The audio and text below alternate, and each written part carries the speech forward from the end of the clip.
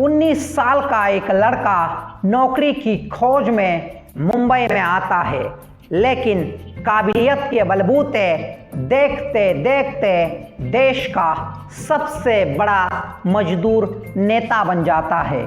निडर, चंचल, निर्भय, ये जॉर्ज की कहानी है।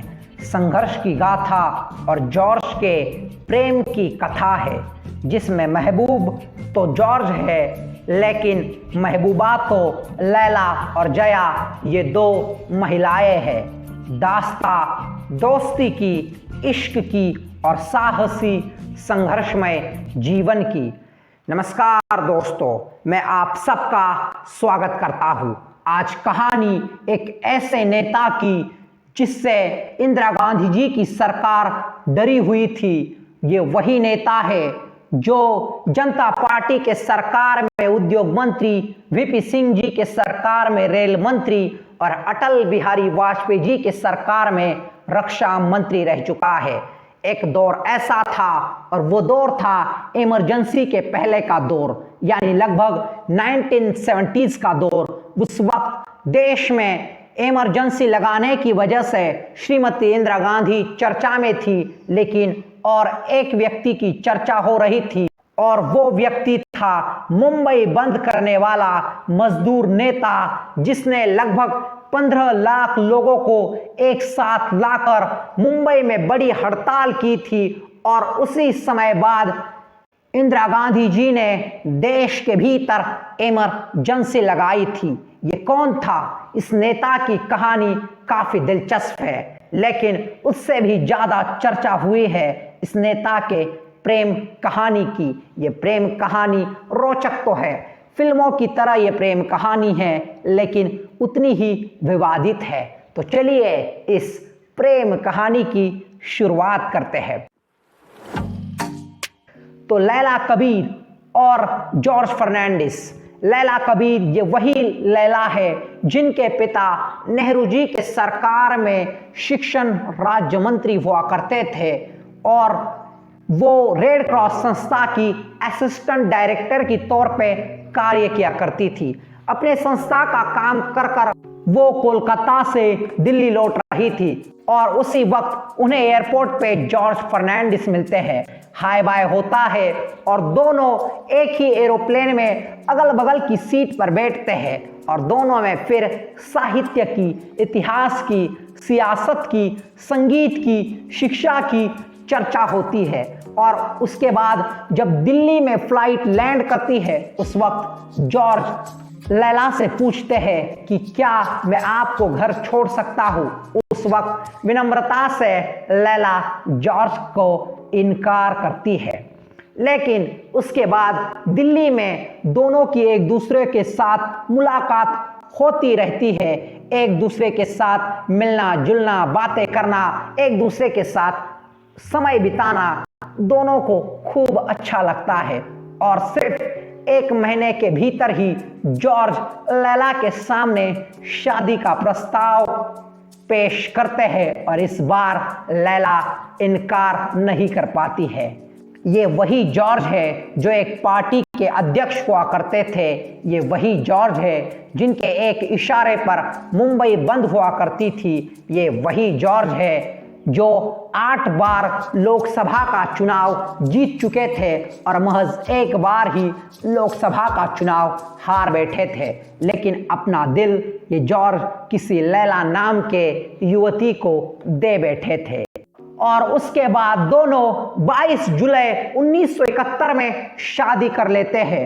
लेकिन जॉर्ज इसके बाद सियासत में सक्रिय हो जाते हैं, और उसके बाद इंदिरा गांधी जी देश में इमरजेंसी लगा देती है। उस वक्त जॉर्ज और लैला उड़ीसा के गोपालपुर में छुट्टियां मना रहे थे, लेकिन जैसे ही इमरजेंसी लग जाती है, वैसे ही जॉर्ज अंडरग्राउंड हो जाते हैं, और लगभग 22 महीने जॉर्ज लैला के संपर्क में ही नहीं होते हैं। और इसी वजह से लैला जॉर्ज से निराश होकर अपने बेटे को साथ लेकर अमेरिका चली जाती है।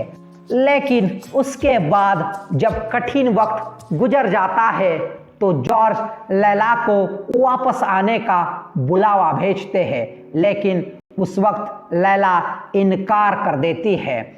भले ही लैला ने इनकार कर दिया हो, लेकिन जब लैला अपने बेटे को साथ लेकर भारत आती है और उसको अपने पिताजी को मिलाना चाहती है, तो उस वक्त जॉर्ज सियासत की काफ़ी ज़्यादा हद तक ऊंचाइयां चढ़ चुके थे। वो सत्ता के गलियारों में गुम थे।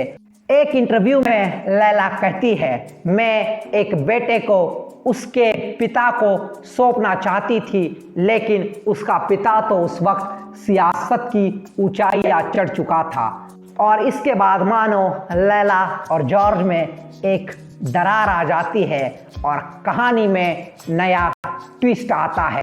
अशोक जेटली, जो कि जॉर्ज के सचिव हुआ करते थे, उनकी पत्नी जया जेटली के साथ जॉर्ज की नज़दीकियां बढ़ जाती है और कुछ अनाप शनाप खबरें अखबारों में हो या मीडिया में हो, पूरे देश में चल रही होती है। और उसके बाद तलाक के कागजात जॉर्ज को लैला भेज देती है, लेकिन जवाब में ये जॉर्ज लैला को 2 कंगन भेजते हैं और पत्र में लिखते हैं कि ये कंगन मेरे माँ के हैं।